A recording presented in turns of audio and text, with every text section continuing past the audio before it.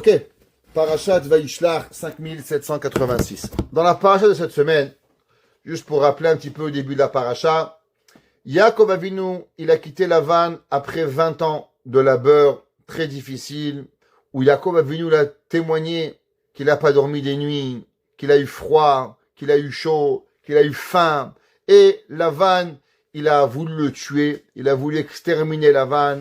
Lavan a voulu tuer Yaakov. Akadosh Baruch Hu a dit à Lavan, tu parles pas à Yaakov.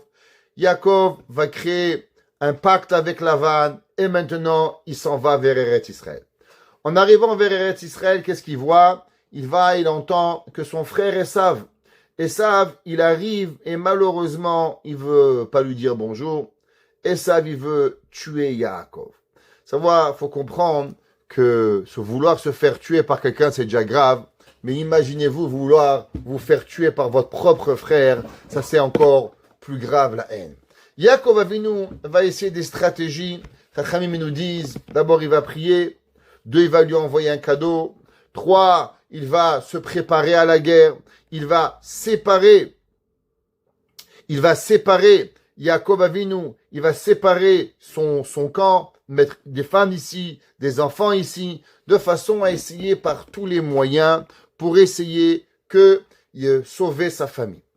Au milieu de cette histoire, la Torah nous raconte que Yaakov Avinu, il va avoir la plus grande difficulté de l'histoire du peuple juif.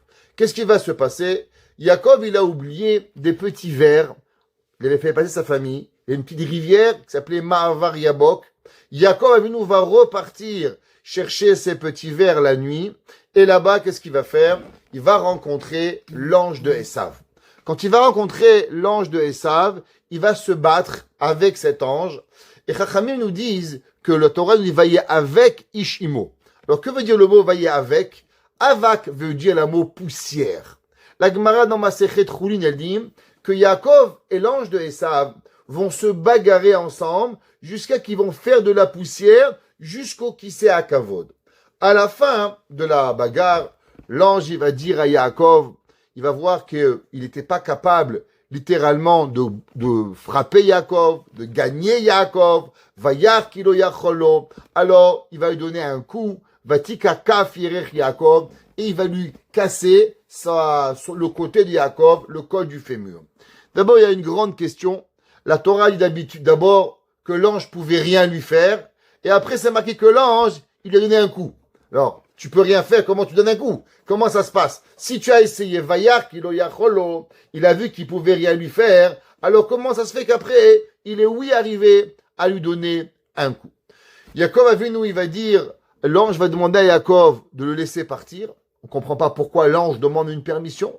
C'est Yaakov, a priori, c'est l'ange qui avait gagné. Il avait blessé Yaakov. Alors pourquoi l'ange, il demande à Yaakov de laisser partir?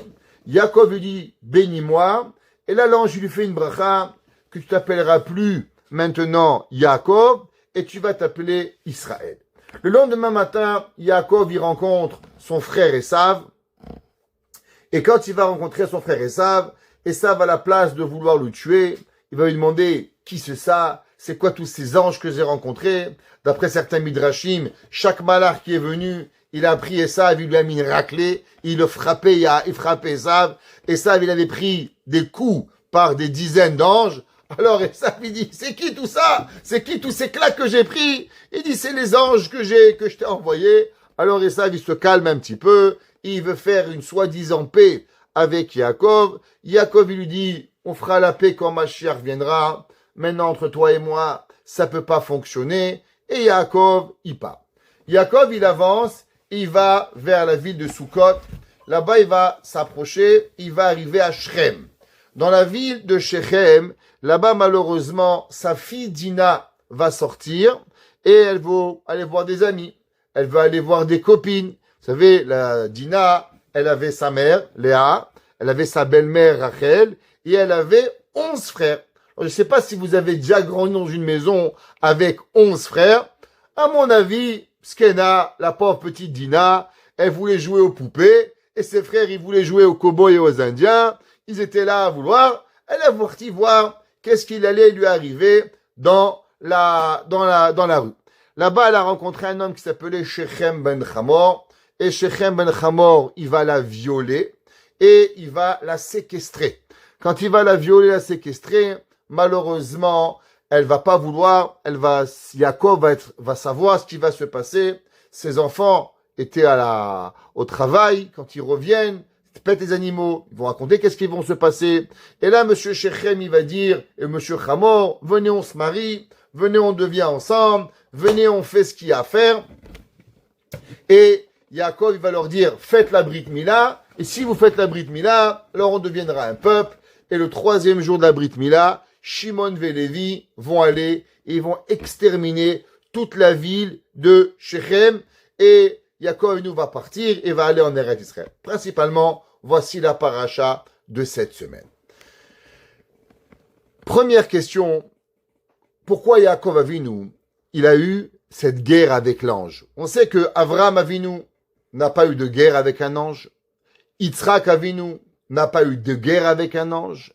Yaakov Avinu va avoir cette guerre. Qu'est-ce qu'elle représente, cette guerre, avec Yaakov Avinu? De plus, comment ça se fait que la fille de Yaakov, malheureusement, elle va se faire violer et Yaakov Avinu, il va devoir avoir cette souffrance, sa seule fille, sa seule, la prunelle de ses yeux. Je ne sais pas si vous avez des filles, mais les papas, ils comprennent ce que je dis. Les mamans, elles aiment les garçons, et les papas, ils aiment plus les filles. Ça, c'est la vérité. C'est comme c'est écrit. Alors, comment ça se fait que Yaakov Avinu, qu'est-ce qu'il a mérité, malheureusement, pour avoir cette souffrance que sa fille, elle va se faire violer?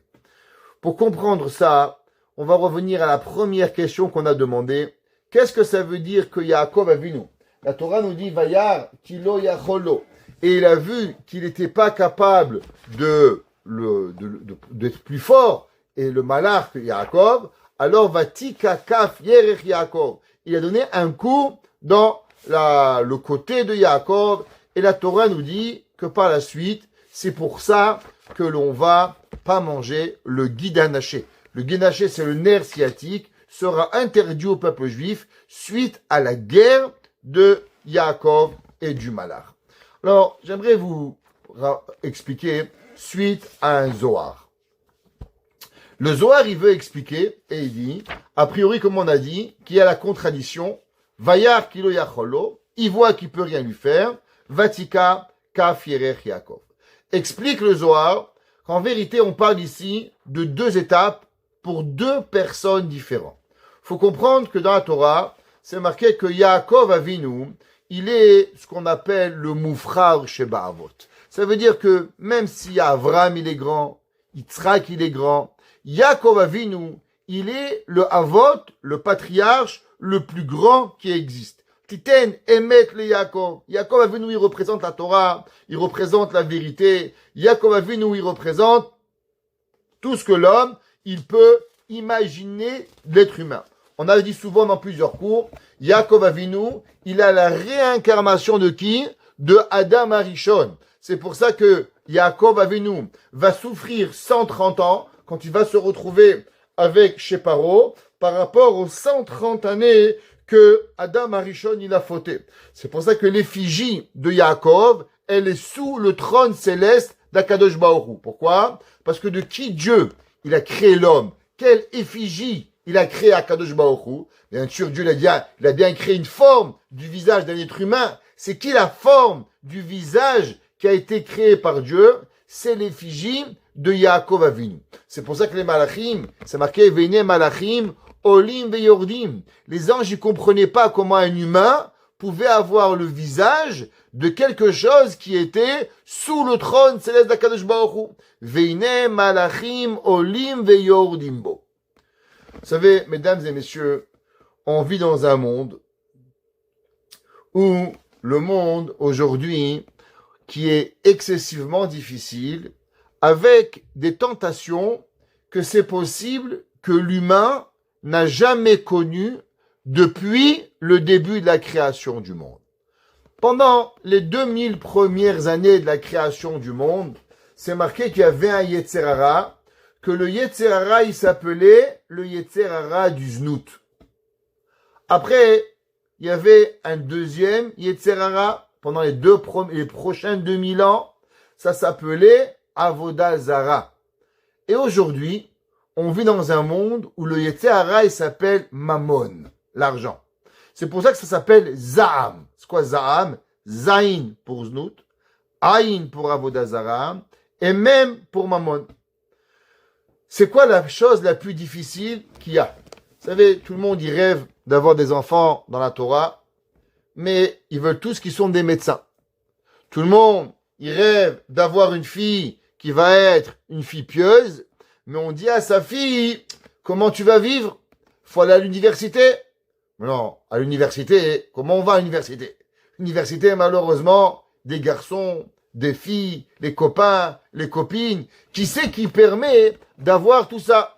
C'est quoi la réponse qu'ils vont dire les gens? Monsieur le rabbin, Parnassa, faut bien manger. Comme si que la Parnassa, elle venait de l'université. La Parnassa venait d'Akadosh Baruch Hu. L'argent, elle est un des plus grands défis que l'homme il a. Avant la Deuxième Guerre mondiale, il y avait des classes sociales. Il y avait les riches, il y avait les moyens, la classe moyenne, et il y avait les pauvres. Après la Deuxième Guerre mondiale, on a inventé un nouveau monde. C'est quoi le monde qu'on a inventé? L'homme n'a plus le droit d'être pauvre. L'homme n'a plus le droit d'être classe moyenne. L'homme, il est obligé d'être riche. Qu'est-ce que ça veut dire être riche? Quand j'étais petit, qui c'est qui avait une voiture? Les rabbins, ils marchaient à bicyclette ou à mobilette. Aujourd'hui, vous avez déjà vu un rabbin qui marche à bicyclette? Par le ménage. Vous avez déjà vu quelqu'un qui marche? Tout le monde doit avoir une voiture. Allez, je vais être gentil. 2 voitures minimum. Tout le monde doit avoir des grosses maisons. Tout le monde doit acheter. Tout le monde doit avoir des meubles. Tout le monde doit avoir. Le monde, il vit dans un monde qui est à la consommation énorme. Aujourd'hui, vous avez un problème avec votre téléphone. On va pas vous l'arranger. Qu'est-ce qu'on fait? On prend le téléphone, on le jette, on vous donne un nouveau. Vous avez un problème avec votre fauteuil. Ouais. Qu'est-ce qu'on fait? On vous arrange pas. On vous vient, on enlève, on vous donne un nouveau. L'essentiel, c'est qu'on consomme. C'est ça ce qui arrive. Le plus grand Yetzer Hara de l'homme, c'est qu'une seule chose. C'est l'argent. L'argent, elle est le pire. Rabbi Nachman de Breslev, il écrit et il dit que à travers l'argent, l'homme, il transgresse tous les interdits de la Torah. C'est quoi les 3 plus grands interdits de la Torah? Le premier, c'est Avodah Zara, faire l'idolâtrie. Deuxième, Gilouy Arayot, faire les mœurs pas correctes. Et troisième, Shefichut Damim, de tuer quelqu'un. Si un de ces 3 péchés, un homme, il vous demande, transgresse ce péché ou je vous tue-moi, je fais pas Avodah Zara, je fais pas idolâtrie et je tue personne, j'ai pas le droit. Pourtant, vous savez quand est-ce qu'un homme, il peut transgresser ces 3 péchés le même jour et même sans s'en rendre compte, c'est pour un petit peu d'argent. Comment? Un homme, pour l'argent, qu'est-ce qu'il fait? Il va voyager, fatigué, prendre un train, prendre un avion, risquer sa vie. Ta vie, elle vaut pas le risque. Comment tu risques ta vie? Ah, monsieur le rabbin, Parnassa, le mec il est à moitié endormi, il conduit, Barminan, tu risques ta vie, tu risques la vie des gens en conduisant. Qu'est-ce qui t'arrive? Tu montes sur une échelle à 30 mètres, tu vas te tuer. Ah, ça va, le bon Dieu il va m'aider. Qui va t'aider mon frère? Ça n'existe pas. Barminan, les accidents ils arrivent. Tavat Mammon, elle nous amène à risquer notre vie. Souvent, qu'est-ce qui arrive? On aime tellement l'argent qu'elle devient une Avodah Zara. Qu'est-ce qui est écrit sur le billet dollar américain? In God we trust. Qu'est-ce que ça veut dire? Dans Dieu on croit. Quel Dieu? Le Dieu de l'argent. Il y a des gens pour l'argent, qu'est-ce qu'ils font? Ils vendent leur père, leur mère, leur beau-père, leur rabbin, tout. L'argent, il a ni foi ni loi. Barminan, qu'est-ce qui arrive? Et combien des fois des gens, pour de l'argent, ils serrent la main à une femme elle serre la main à un homme, on se retrouve dans une maison avec les lois de Yichud. Qu'est-ce qui arrive? On est passé la Torah. Qu'est-ce qui est arrivé avec toutes ces mitzvot? Comment on arrive à pouvoir vivre tout ça? La réponse, la Torah nous dit que l'argent, il est la chose la plus difficile qui arrive. Il dit le Zohar. Qu'est-ce que ça veut dire Vatika Kaf Yerech Yaakov? Yaakov Avinu représente l'homme de Torah. Yaakov Avinu, il représente l'homme qui étudie. L'homme qui étudie la Torah, le malach, il dit, Vayar kilo yacholo. Quand un homme, il étudie, on peut rien lui faire. Le Yetzara dit, un petit McDonald's. Il dit, ça va, McDonald's? Moi, je suis un rabbin. Qu'est-ce que tu me parles de McDonald's? Un petit Lachon Hara? Chas Shalom. Fais attention à ma bouche. Viens, tu veux voir ce qu'il faut pas voir? Chas Shalom. J'ai un fixe sur mon téléphone. On fait attention à qu'est-ce qu'on voit. Chaque chose, un homme, il est protégé. Sa femme, ses enfants, lui, tout c'est la protection. Mais vous savez quand est-ce qu'on peut tout partir? Il dit le Zohar, Vaïka bekaf Yericho. C'est quoi kaf Yericho? Kaf Yericho, c'est ce qui soutient l'homme. Qu'est-ce qui soutient l'homme? C'est le bassin. L'homme, c'est le tronc, et les pieds, le bassin de l'homme, c'est ce qui le soutient. Nous dit le Zohar, de quoi on parle? Tamche deoraita. Ceux qui soutiennent la Torah.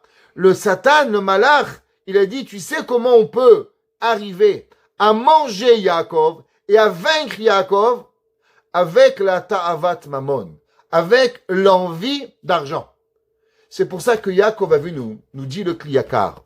Qu'est-ce qui est arrivé que Yaakov Avinu, il a pu affronter un malach? A priori, vous savez, Akadosh Baruch Hu, il n'envoie pas un Yetzer Hara à l'homme si l'homme, c'est pas lui qui a commencé le mal. Vous vous rappelez, on avait déjà parlé de ça dans la loi du Shabbat. Pourquoi un homme, il doit apporter un korban, un sacrifice d'expiation, au moment où il allume une lumière sans faire exprès Shabbat? Après tout, il n'a pas fait exprès. S'il n'a pas fait exprès, pourquoi il devrait apporter un korban d'expiation? La réponse, elle est que si tu n'as pas fait exprès, c'est parce qu'un jour tu as voulu faire exprès. Un homme qui n'a jamais voulu transgresser Shabbat, il transgressera jamais Shabbat.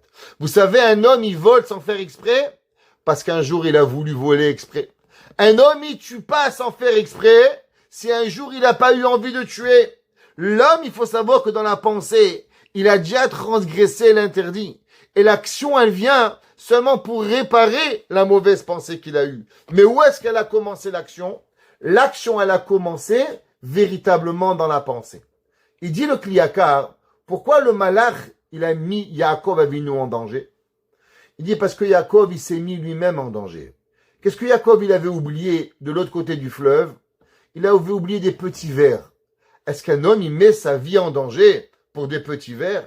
Un homme, il a passé sa femme, ses enfants, il est à la veille de combattre son propre frère. Qu'est-ce que tu penses à des petits vers? T'as oublié ton petit vers, tes pachim ketanim. En quoi les pachim ketanim, ils vont donner quelque chose à Yaakov Avinu? Il dit le Kliyaka, vous savez quelle va être la faute de Yaakov? C'est qu'Yaakov Avinu, il s'est mis en danger. Il a traversé le fleuve seul la nuit pour quelque chose qui a l'air insignifiant, qui est un petit peu d'argent. Quand l'homme, l'argent, elle lui monte au cerveau, alors malheureusement, il va tout perdre. Il dit le Zohar, à travers quoi on va arriver à pouvoir perdre le Chas Shalom, on peut perdre le combat contre le malach, c'est pas avec les mitzvot, mais c'est la ta'avat mamon, l'envie du surplus d'argent. On va faire attention. Et Yaakov Avinu, il va combattre le malach. Il va vaincre le malach. Mais vous savez dans quoi il n'a pas vaincu? Il n'a pas vaincu avec cette volonté d'argent. Qu'est-ce qui va se passer? Yaakov Avinu, il va arriver à Shrem. Chachamim nous dit ce qu'il a fait à Shrem. La première chose, il a instauré des pièces. Pourquoi des pièces? Il dit Rabbi Nachman de Breslev, qu'est-ce qu'il a voulu faire Yaakov Avinu? Yaakov Avinu, il a voulu réparer la faute de Ta'avat Mamon. Mais quand l'homme, il est dans la Ta'avat Mamon, malheureusement, ça devient très difficile de s'en sortir. Vous savez, il y avait un homme, il s'appelait Shrem ben Chamor. Si vous réviserez vos cours, on avait dit, comment ça se fait que Dina, elle s'est faite malheureusement violer par Shrem ben Chamor? Parce que dans la ville de Shrem ben Chamor, il y avait là-bas une âme cachée. Quelle âme cachée? Vous savez qu'il y a eu 10 Harugé Malchut. Il y avait les 10 martyrs du peuple juif, que chacun d'eux a une âme extraordinaire. C'est marqué dans la Gemara dans Chagiga que chaque âme, elle doit passer par un fleuve qui s'appelle Nahar Dinor. C'est un fleuve de feu où chaque âme doit passer à l'intérieur avant d'arriver chez Akadosh Baruch Hu, est exempté de passer par ce fleuve de larmes, de laves de feu, de les 10 martyrs et les gens qui font du chesed dans leur vie. Celui qui fait du chesed toute sa vie, il est exempté. Celui qui fait de temps en temps, quand ça lui plaît, malheureusement, avant d'arriver, il doit passer par Nahar Dino. Et un des 10 martyrs, il s'appelait Rabbeinu Hanania ben Teradion. Regardez la page cette semaine, il dit le Harizal, qu'est-ce que Akadosh Baruch, qu'est-ce que Shrem ben Chamor, il dit à Yaakov Avinu, Vehine rachavat yadaim. C'est quoi rachavat yadaim? Elle est ouverte, la terre devant toi, comme des mains. Resh, chet, bet, tav, rachavat yadaim. Il dit le Harizal, qu'est-ce que ça veut dire rachavat yadaim? Rabbeinu Hanania ben Teradion, qui était caché dans la ville de Shrem, était caché l'âme d'un des 10 grands martyrs. Et comment ça se fait qu'on va pas y arriver à la récupérer d'une façon correcte? Eh ben, en vérité, c'est à cause que la ville de Shrem, ils avaient cette avat mamon qui était tellement grande et qu'à la place, quand ils ont vu une fille, et quand ils l'ont vue, à la place de parler au papa, à la place d'essayer d'arranger les choses, et Shechem ben Chamor, il aurait pu changer le cours de l'histoire. Il aurait pu faire Teshuvah et devenir le gendre Béhémet de Yaakov Avinu. Il aurait pu être un homme incroyable. Mais il va tout perdre. Pourquoi il va tout perdre? Il va tout perdre parce que il va vouloir prendre une jeune fille par le viol. Comment on arrive à violer quelqu'un? Vous savez comment on arrive à violer quelqu'un? Parce qu'on arrive à le voler. Chachamim, ils nous disent, comment on appelle l'argent en hébreu? L'argent, on l'appelle damim. Maintenant, en hébreu, le mot damim, il veut dire deux choses. Il veut dire l'argent et il veut dire aussi le sang. Le sang veut dire aussi dame. C'est un synonyme. Argent et le sang. Un homme qui vole à son ami l'argent, alors il est capable de lui voler son sang. Shechem ben Chamor, Yaakov Avinu, il est venu à la ville de Shrem, il a essayé de leur instaurer des normes d'argent. Qu'est-ce que ça veut dire des normes d'argent? Pour être mechaper et leur donner un tikkun mamon. Mais quand l'homme, il comprend pas le tikkun mamon, alors malheureusement, il peut pas avancer. Cette semaine, c'était la hiloula d'un grand maître qui s'appelle le Bat Aïn. Le Bat Aïn était un rave qui était le talmid du Maor Enaim, Rav Nachum de Tchernobyl, était aussi l'élève de Rabbi Limelia de Lizinch et par la suite aussi de Rav Levi Yitzhak de Berdichov. Et il va aller après en Israël, il va être décédé à Tzfat. Il a écrit un livre qui s'appelle le Bat Aïn, qui était une grande iloula pour tous ceux, je l'ai posté pour tous ceux qui voulaient se marier, alors ils pouvaient prier à sa iloula, la iloula du Bat Aïn, pour pouvoir arriver. Rav Avraham Dovber Horvitch, comme ça il s'appelait. Alors lui, dans son livre, quand vous allez pouvoir voir et lire avec moi, on va lire un passage de ce livre, et ensemble, on va pouvoir comprendre un petit peu plus par rapport à cela. Alors, Vaishlach Yaakov Malachim Nefanav, Esav Achiv Arza Seir Sede Edom. Nous dit le Bat Aïn. Nous dit le Bat Aïn, qu'est-ce que la Torah, elle vient nous apprendre à propos de cela.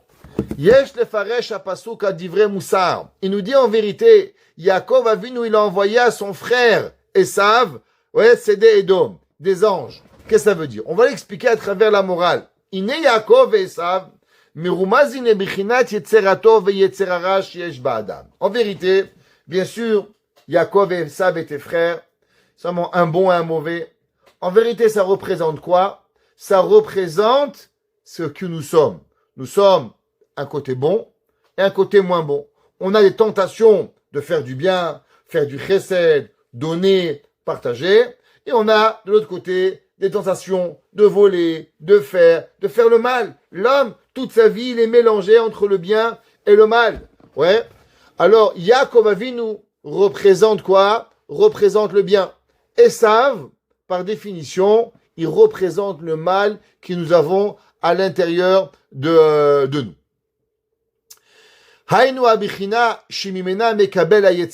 Alors on sait que l'ange de Esav, qui s'appelle le Samechmem, il est à la base la source, de tout le mal qui existe. Donc le Samechmem, il n'est pas un ange du mal, mais il est l'ange qui est le mal. Ça veut dire que toute son essence, elle est mal.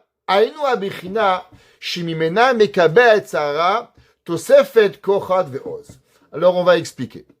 Il y a le mal. Maintenant, comme vous savez dans la vie, chaque chose, elle doit recevoir. Ça veut dire qu'il y a toujours un donneur, un preneur. Il y a le Yetzer Hara, il est mal.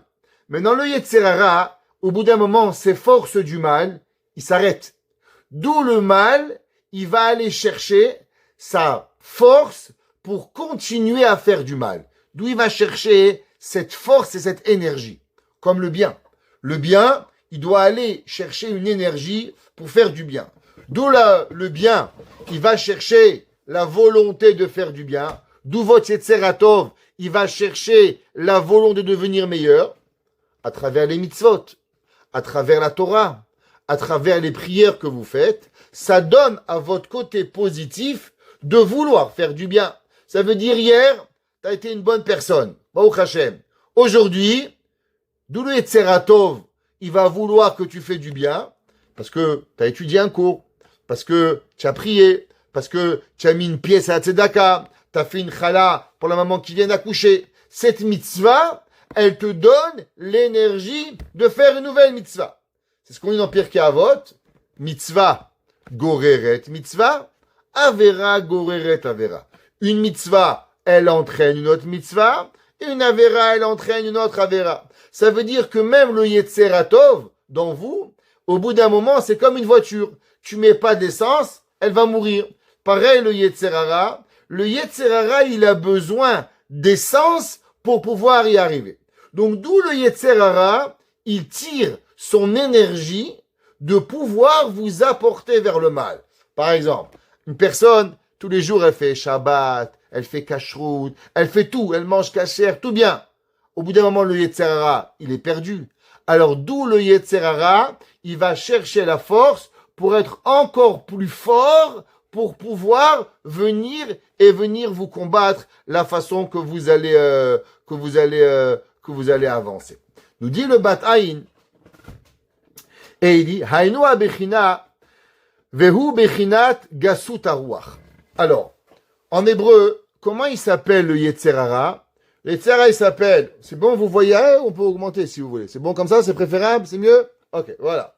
Alors, on est ici. Hainu ve'u bechinat gasut haruach. Qu'est-ce que ça veut dire? Le Yetzer Hara, il est du vent. Littéralement, s'appelle du reh. On a déjà parlé que le Maharal, il dit, si vous voulez savoir le vent, ça fait pas de bruit. Pourtant, quand vous remplissez un ballon, vous faites un gros ballon, et après vous faites une pointe, qu'est-ce qui arrive? Boum! Ça fait du bruit. Pourtant, c'est que de l'air. Mais l'air, elle peut faire peur des fois. Le Yetzer Hara, il s'appelle comment? Il s'appelle Gasut Haruach. Il est rempli de vent. En espagnol, il y a une expression pour ça, ça s'appelle El Pesados. Traduction en français, il est lourd. Ouais, comme disent les Tunisiens, il est lourd. Ou Bechinatzo, Ba Aliede Motarot. Alors maintenant, on va expliquer. Dans la vie, il y a deux choses. Il y a ce qu'on doit et il y a ce qu'on veut. Quand je me rappelle, quand mes enfants ils étaient jeunes, ils me disaient, papa, j'ai besoin d'eux. Moi, ma femme et moi, on en met toujours une question. Est-ce que tu as besoin ou tu veux? Quelle différence il y a entre un besoin et vouloir? Un besoin, je dois manger un bout de pain et je peux vivre. Un homme qui mange un bout de pain toute sa vie et de l'eau, croyez-moi, il va vivre très vieux. Plus qu'un homme qui mange du sushi tous les jours. C'est certain. Pourtant, c'est bon le sushi. Il n'y a rien de mal. C'est bon le steak. C'est bon le poisson. Donc il faut savoir, tu as besoin d'une chemise, tu as envie de 10 chemises. Il y a une différence entre ce que l'on veut, il y a la différence entre ce qu'on a besoin. Une personne dans la vie, toute sa vie, elle est mélangée entre deux principes. Entre ce que j'ai besoin et ce que j'ai envie. souvent on a parlé qu'il y a deux choses. Il y a deux choses dans la vie qui se mélangent, qui sont le but et les moyens. La parnassa, c'est un moyen, c'est pas un but. La Torah, c'est un but. Les mitzvot, c'est un but ou un moyen, c'est pas un but, c'est aussi un moyen. Se rapprocher de Dieu, c'est le but. Les karvut el Hashem est le but. Les mitzvot sont le moyen pour pouvoir y arriver. Shabbat, c'est pas un but en soi. Le Shabbat, c'est un moyen de se rapporter à Kadosh Baruch Hu.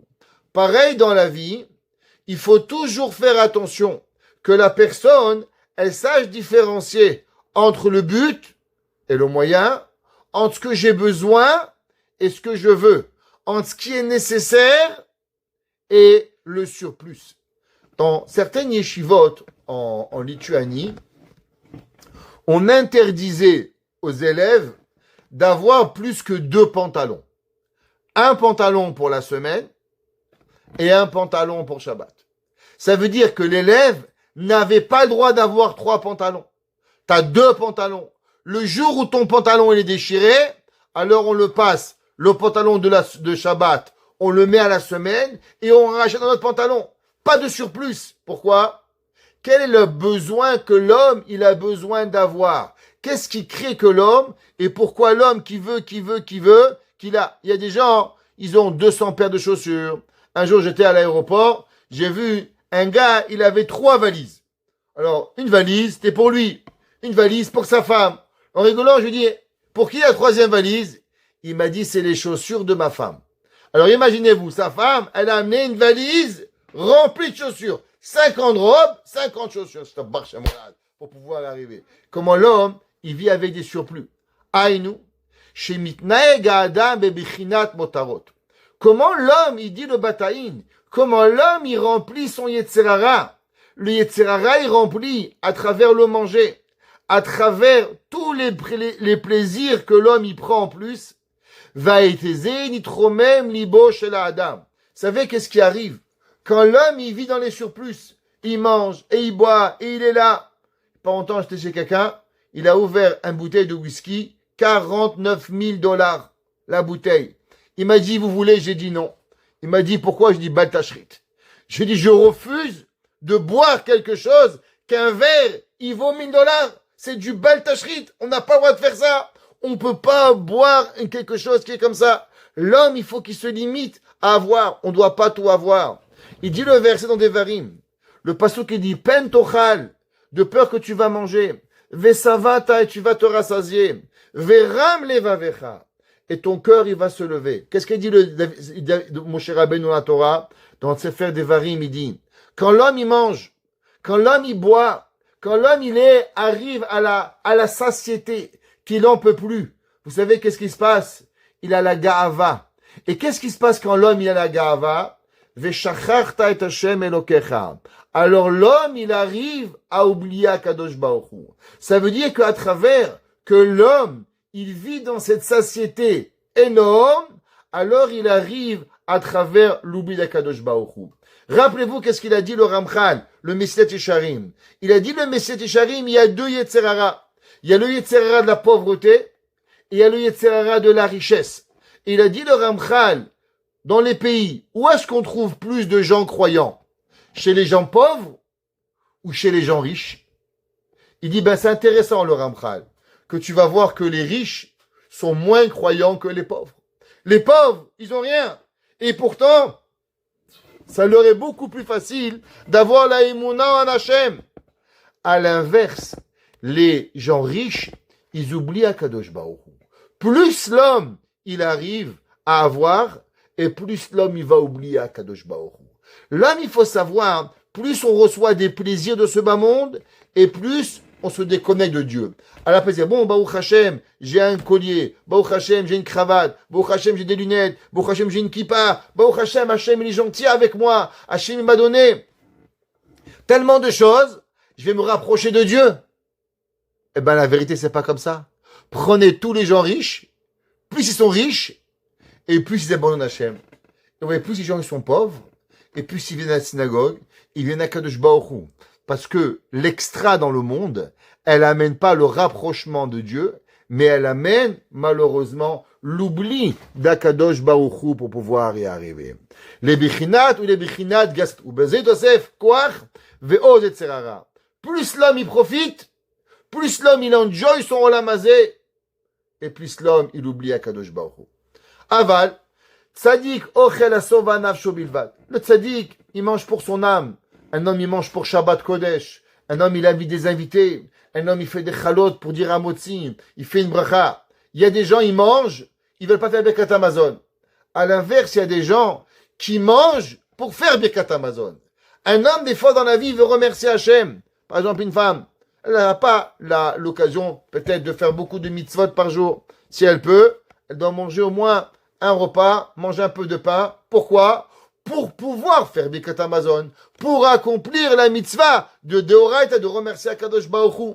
Le tzaddik, il va pas manger pour se remplir. À l'inverse, il va manger pour pouvoir remplir Akadosh Baruch Hu et remplir son âme. Un homme qui mange pour faire Birkat Hamazon, alors vous comprenez que le repas, il a une autre définition totale. Et ça, c'est marqué dans le Pasuk. C'est marqué d'après le Harizal, et c'est marqué dans le Chida.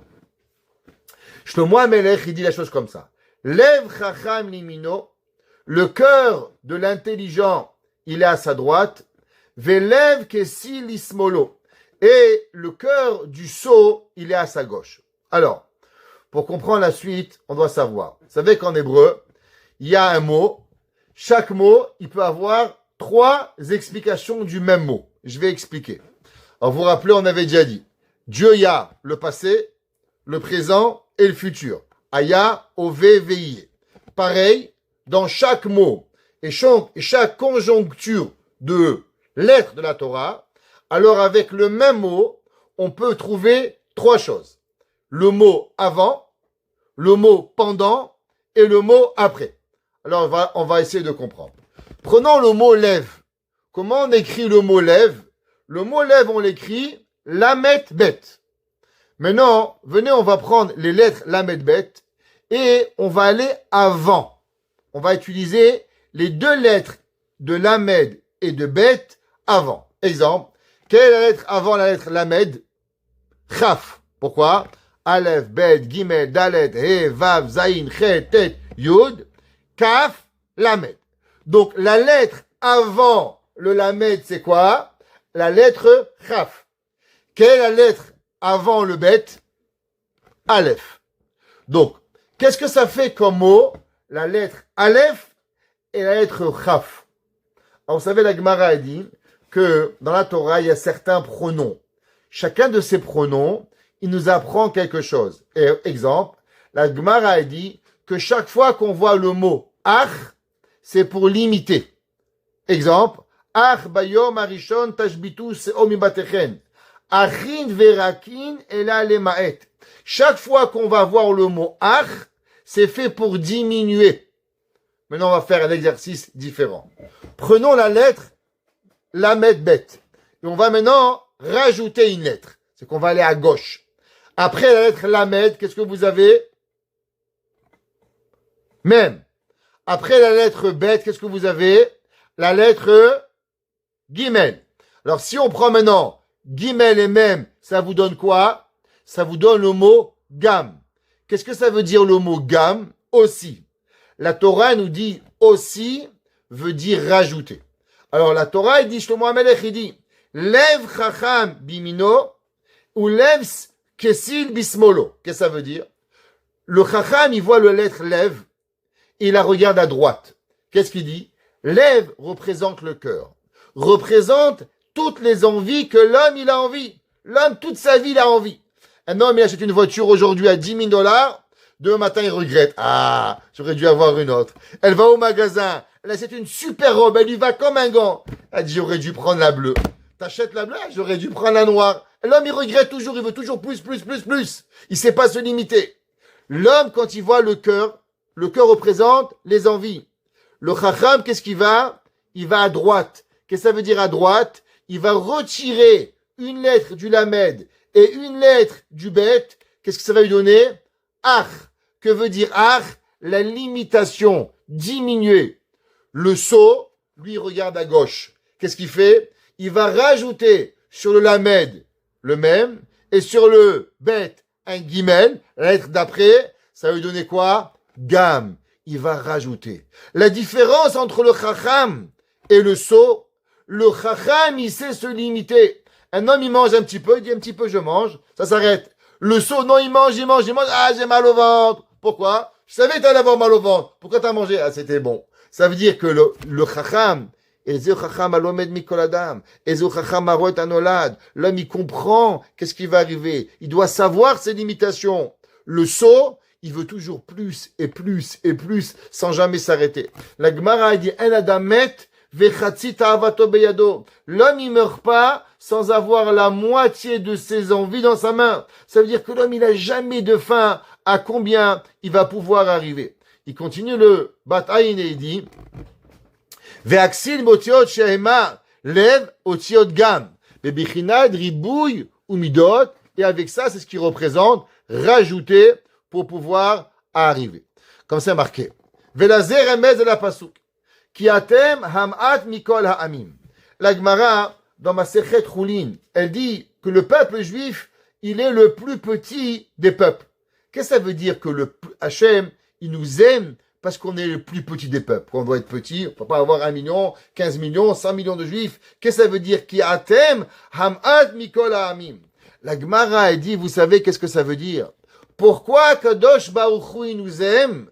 Pourquoi? Hamat mikol ha'amim. Shehatem mitnagim lefanai bebichinat miut. Plus l'homme, il sait se limiter, et plus Kadosh Baruch Hu, il va être capable de pouvoir aimer le peuple juif. La limitation, c'est ce qui donne notre amour à Kadosh Baruch Hu, qui donne au peuple juif pour pouvoir y arriver. Hachem, ce qu'il veut pas, c'est pouvoir avoir encore et encore. Le monde n'a existé que parce que Dieu s'est limité. Dieu, pour pouvoir créer l'espace au monde, alors Dieu, il s'est restreint. Et si Hachem, il avait expandu Hachem, il avait grandi, alors il n'y aurait jamais eu de place à la place au monde. Le monde n'existe que parce que Hachem se limite. Si l'homme, il veut comprendre qu'est-ce que Akadosh Baruch Hu, il veut de nous, la même façon que Akadosh Baruch Hu, il s'est limité, Hachem, il demande de nous aussi qu'on soit limité. C'est pas parce qu'on voit un sac dans le magasin qu'on doit l'avoir. C'est pas parce qu'on voit une paire de chaussures qu'on doit l'acheter. C'est parce qu'on voit un stylo qu'on doit l'avoir. Et c'est pour ça que ça marque le pasouk. Yaakov avec nous, il dit, va y avec ish imo. Ramim, ils nous disent, qu'est-ce que c'est, de qui ça parle? Saro shel Esav. Alors, comment la Torah, elle a appelé?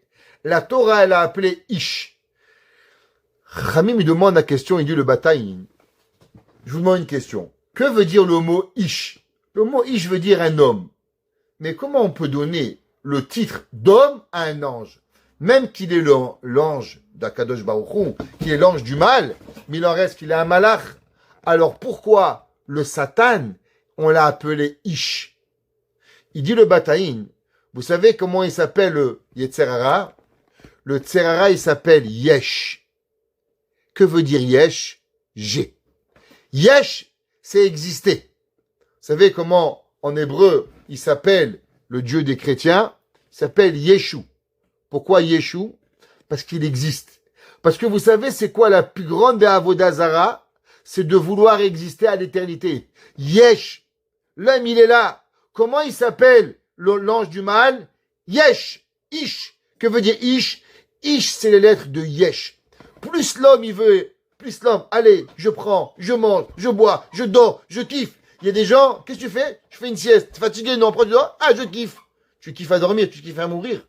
Ma grand-mère disait, on va dormir pendant 3000 ans. Qu'est-ce que tu as besoin de dormir? On va dormir après la mort. Qu'est-ce qu'on doit arriver? Le Satan, il s'appelle Yesh, Ish, qui est l'aide de Yesh, à cause qu'il veut toujours que vous prenez vers vous. Toute votre vie, c'est de prendre tout ce qui existe à travers le monde. C'est vrai, c'est marqué, Ainu bechinat gasut, veyeshut, bechinat afour bechinat bitul. C'est quoi l'homme? L'homme, c'est le bitoul.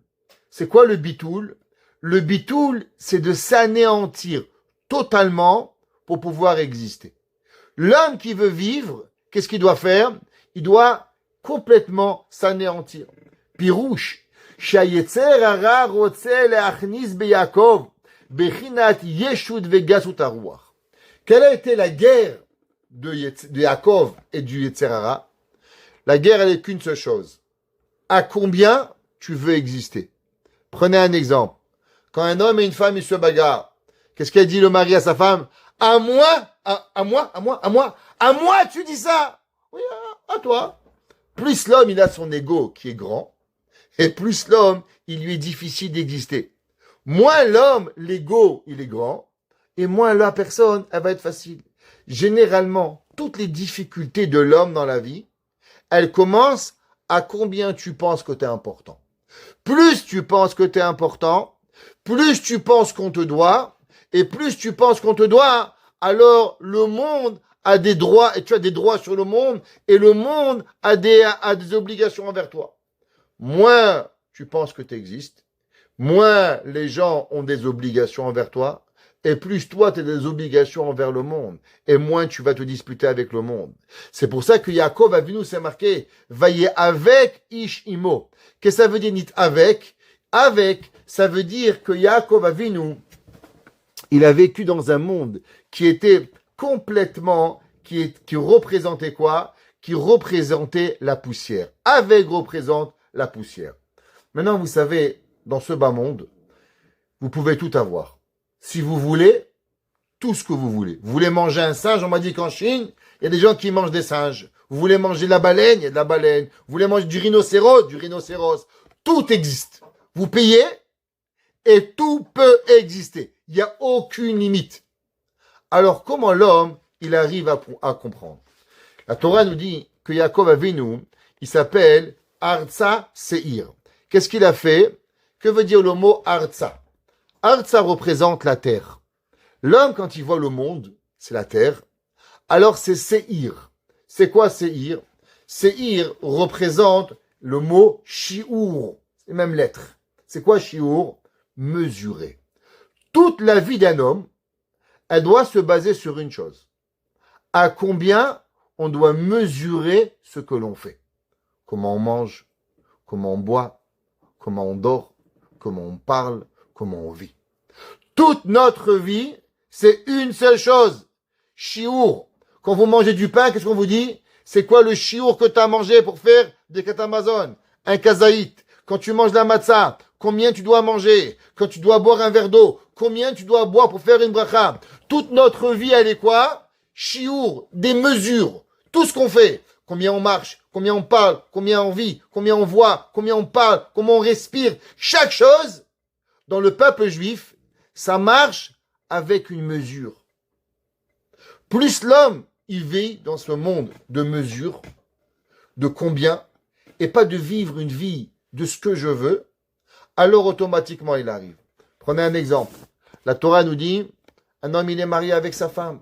Quand c'est permis, quand c'est interdit. Il y a des moments du mois où c'est permis, des moments du mois où c'est interdit. Il y a des hommes, ils mangent. Quand est-ce que tu manges? Avant la prière, interdit. Après la prière, permis. Un homme, il veut manger, Shabbat, vendredi après-midi, assour. Avant qu'il douche, assour. Après qu'il douche, moutard. Toute la vie d'un juif, c'est quoi? C'est quand l'homme, il met une mesure dans sa vie.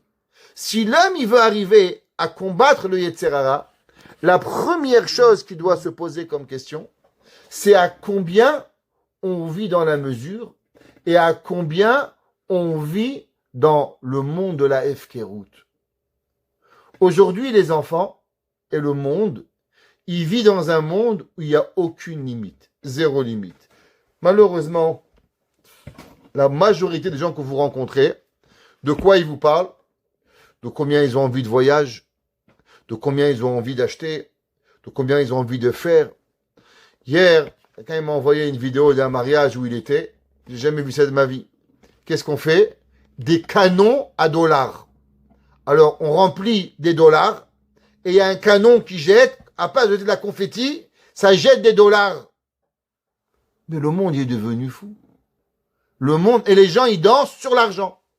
Encore plus fou que tout. Moi, je dis, ah, mais moi, je vais ramasser l'argent pour la yeshiva. Qu'est-ce que tu m'amènes là-bas? Qu'est-ce que tu jettes là? On me dit, non, c'est comme ça qu'ils payent leurs serveurs. Mais c'est n'importe quoi.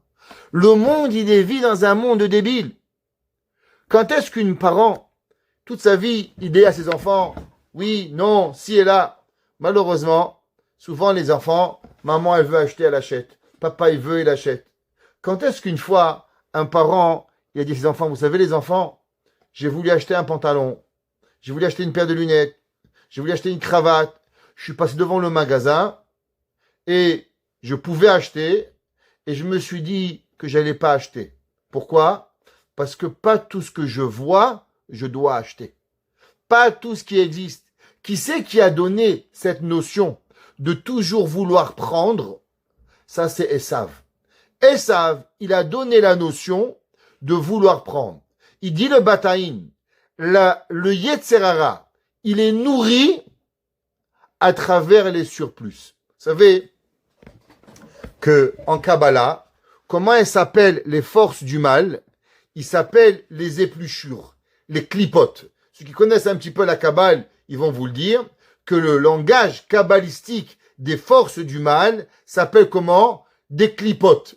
C'est quoi les clipotes? Vous prenez une orange, et ben l'épluchure, elle est surplus du fruit. Il y a le fruit, qui est le principal, et le reste, c'est le surplus du fruit. Prenez, par exemple, un artichaut. Ouais, combien vous mangez d'artichauts? Comme ça. Comment elles sont l'épluchure? Très grand. Ma grand-mère, elle disait, le manger des pauvres, c'est l'artichaut. Parce qu'il en reste plus dans l'assiette après qu'avant. Avant, il y a un petit artichaut. Après que tu as mangé, l'assiette, elle est pleine. Comme si tu as mangé beaucoup. Alors ça a l'air que tu étais très riche. Tu n'as mangé rien du tout pour pouvoir arriver. C'est rien. Qu'est-ce qui arrive? L'homme, toute notre vie, si on regarde, on parle de seulement de ce qu'on veut. Je veux acheter, je veux faire, j'aimerais, je veux me marier, je veux des fleurs, je veux ci, je veux là. Et on parle, et on parle, et on parle, et on parle. Mais on ne se rend pas compte qu'on est en train de nourrir une génération d'enfants, une génération de personnes qui n'auront qu'une seule envie. Un Yetzerara incontrôlable, où on ne pourra pas les arrêter. Aujourd'hui, pour pouvoir acheter, vous n'avez rien besoin. Un téléphone et vous avez tout. WhatsApp, Amazon, je ne connais pas tous les magasins qu'il y a. Vous pouvez tout avoir en un cliquement de doigt. L'enfant, il comprend même pas. Combien de parents, ils appellent? Faudara, mon fils, il m'a acheté pour $500. Mon fils, il m'a pris pour $300. Mon fils, il m'a pris pour $1000. La question, elle est, mais qu'est-ce qui se passe? Pourquoi les enfants, ils volent? Quand j'étais petit, si un enfant, il avait volé, le père, il aurait coupé la main. Il aurait fracassé. Qu'est-ce qui arrive? La réponse, elle est simple. Aujourd'hui, le monde, toute la société, elle veut juste nous donner envie et on rentre tous dans cette société de parler que des surplus. Combien de chambres nous avons qui ne servent à rien? Combien de chemises nous avons qui ne servent à rien? Combien de cravates nous avons qui ne servent à rien? Combien de tout ce que nous voulons qui ne servent à rien? Et qu'est-ce que vous croyez? Que ça fait rien d'avoir tout ça? Tout ça nourrit notre Yetzerara. Tout ça ne fait que nourrir le Yetzerara, que le Yetzerara, il n'aura pas de fin. Si on veut combattre le Yetzerara à son essence, c'est la limitation. Combien on dort? Combien on mange? Combien on boit? Aujourd'hui, on vit dans un monde où il y a un Yetzerara qui est énorme, qui touche tout le monde. Vous savez qu'est-ce que c'est? C'est ce qu'on appelle aujourd'hui les addictions. Qu'est-ce que ça veut dire des addictions? Les addictions, c'est quand on a perdu le contrôle, qu'on n'est plus capable de contrôler nos envies. Et ça à tous les niveaux. Pas longtemps, Barminan, dans un chiour où j'ai été, un grand psychologue à New York, il a raconté que énormément d'enfants, très jeunes, entre 14 ans et 16 ans, ils sont addictés aux jeux casino sur Internet. Ils peuvent dépenser des milliers de dollars sans même réfléchir. Comment c'est possible? La réponse, c'est que leurs parents leur font miroiter que le bonheur, il va être quand il va être riche. Quand on va avoir une maison, la maison à Miami, la maison à la campagne, la maison au Mexique, la maison je sais pas où, il rêve et il rêve et il rêve et il rêve. Alors l'enfant, il pense que c'est comme ça qu'il va gagner. Les enfants ne veulent plus travailler. Pourquoi aller travailler? Pour gagner $20 de l'heure? Même si toute ma vie, je ne peux pas arriver. Il faut que j'ai $300,000 pour toutes les envies de mon père et de ma mère pour pouvoir y arriver. Yaakov Avinu, le plus grand tzaddik du monde. Il n'y avait pas un tzaddik plus grand que Yaakov Avinu. Vous savez comment il a malheureusement amené sur lui le Yetzer Hara, dit le Kliyakar, à cause qu'il ait risqué sa vie pour aller chercher des petits vers. Quand l'homme, il met sa vie en danger, sa neshama, sa vie pour des surplus, alors ça veut dire qu'on est fini et on peut tout perdre. À combien on doit faire attention? Ce qu'on veut, ce qu'on mange, ce qu'on boit, ce qu'on achète, ce qu'on parle, comment on regarde chaque chose, quel est le regard que l'on donne. Est-ce que c'est une mitzvah? Est-ce que c'est pas une mitzvah? Chaque chose doit avoir un but de mitzvah. Juste avoir quelque chose, ça n'existait pas. Je dis toujours, chez nous quand on était petits, même si on achetait une paire de chaussettes, il était interdit de mettre la paire de chaussettes avant Shabbat. Si papa il a acheté une paire de chaussettes, elle devait avoir une connotation Kedusha, Shabbat. Un pyjama, Shabbat. Rien. Ça n'existait pas qu'on a quelque chose pour rien. Il fallait toujours le connecter à une mitzvah. Un enfant qui est là, pareil, manger. On achetait le meilleur pour Shabbat. Vendredi, on mangeait moins pour pouvoir arriver Shabbat à avoir faim. La Torah elle nous apprend. La veille de Pessah, pour manger la matzah, on mange pas. On se limite dans tout ce que l'on fait. Mais si on ne sait pas se limiter, alors on tombe dans les addictions. Et les addictions, elles sont terribles. Et laissez-moi finir avec une histoire que vous avez souvent entendue, mais je vais vous la raconter quand même. On raconte qu'il y avait un jour un homme qui s'appelait le Maor Enaim, Rav Nachum de Tchernobyl. Rav Nachum de Tchernobyl était un jour dans une auberge. Il est arrivé dans l'auberge, et à l'auberge, il y avait là-bas le soir, Rav Nachum de Tchernobyl, il faisait Tikkun Chatzot. Alors quand Rav Nachum de Tchernobyl, il faisait Tikkun Chatzot, les anges du ciel descendaient et pleuraient avec lui. Alors l'aubergiste, elle a vu du feu dans la chambre de Rav Nachum de Tchernobyl.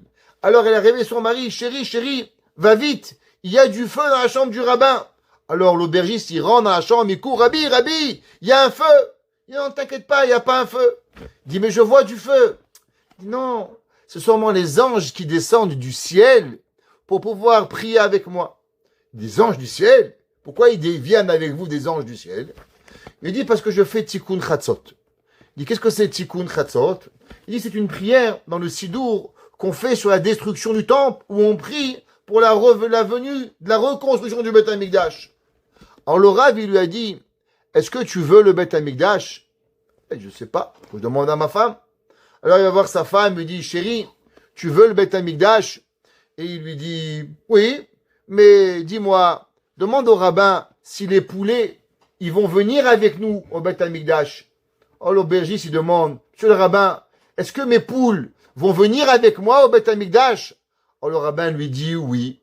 Alors il va voir sa femme et tu sais, le rabbin dit que les poules viendront avec nous. Il dit, et la vache, elle va venir avec nous? Je sais pas. Il va voir le Maor Enaim, il me dit, Rav Nachum, la vache, elle va venir? Il lui dit oui. Il lui dit, sa femme, tu sais, il a dit le rabbin que la vache, elle va venir. Il dit, le cheval, il va venir aussi? Alors il repart. Il dit, le cheval, il va venir. Et là, l'aubergiste, elle lui dit, et dis-moi, et la maison, elle va venir avec nous? Alors Rabbi Nachum lui dit, la maison, elle ne vient pas venir. Alors il a dit, la femme, si la maison, elle ne vient pas, je ne suis pas intéressé à venir au Mashiach. Rabbi Nachum de Tchernobyl, il a dit, vous savez pourquoi Mashiach, il ne vient pas? Parce qu'on a envie de Mashiach avec toutes nos envies.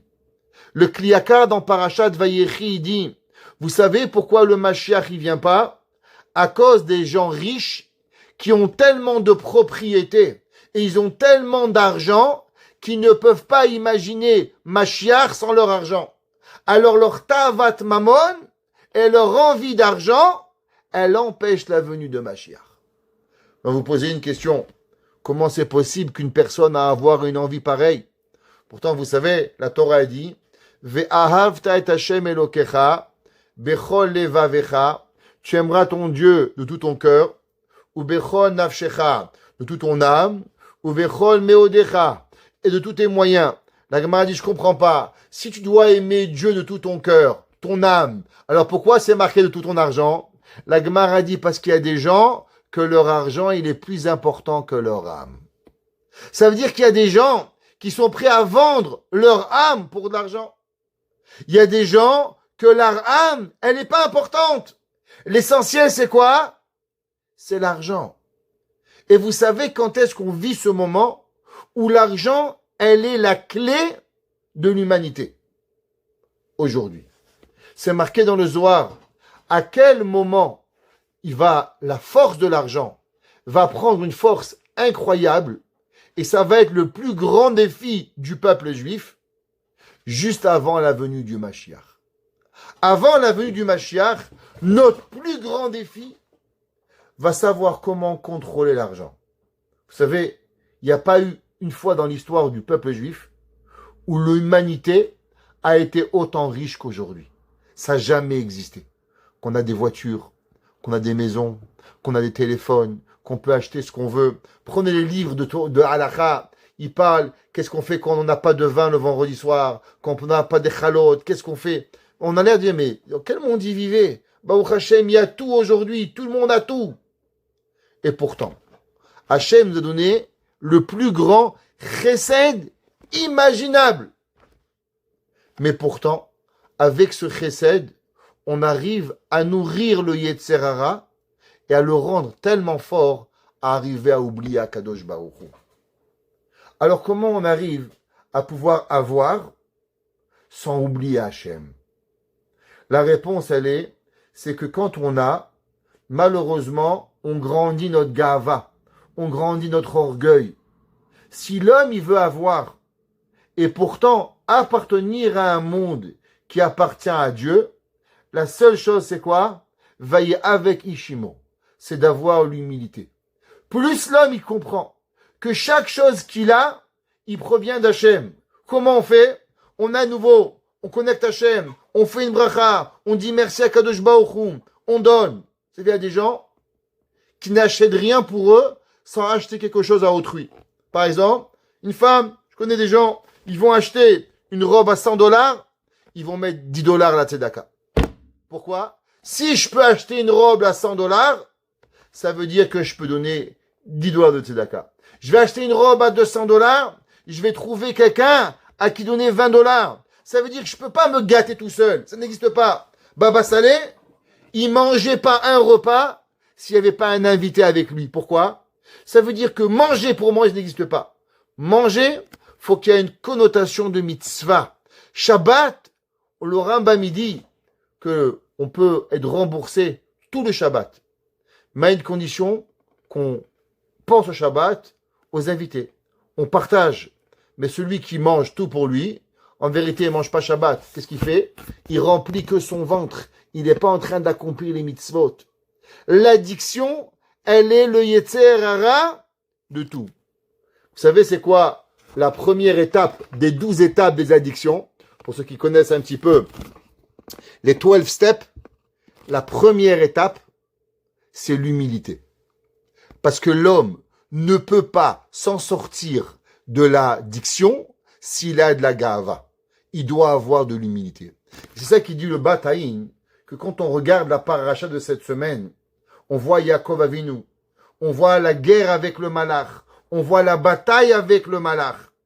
Et à la fin, le malach, il dit à Yaakov Avinu, Baricheni, bénis-moi. Pourquoi? Pourquoi il demande de le bénir? Pourquoi Yaakov demande au malach de le bénir?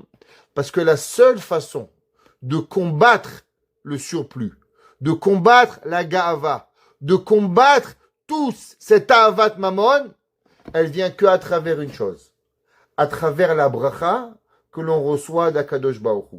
Quand l'homme, il remercie Hachem tous les jours pour ce qu'il a, merci Hachem pour un mari, merci Hachem pour une femme, merci Hachem pour des enfants, merci Hachem pour manger, merci Hachem pour boire, merci Hachem. Le merci Hachem, qu'est-ce qu'il vous apporte? Il vous apporte l'humilité. Quand vous avez l'humilité, alors on est capable de comprendre qu'on a besoin avec mesure, et cette mesure, elle combat notre Yetzer Hara, et on arrive à faire grandir notre Yetzer Tov et se connecter avec Akadosh Baruch. Baruch Hanai Leolam. Amen ve Amen. Shabbat Shalom tout le monde.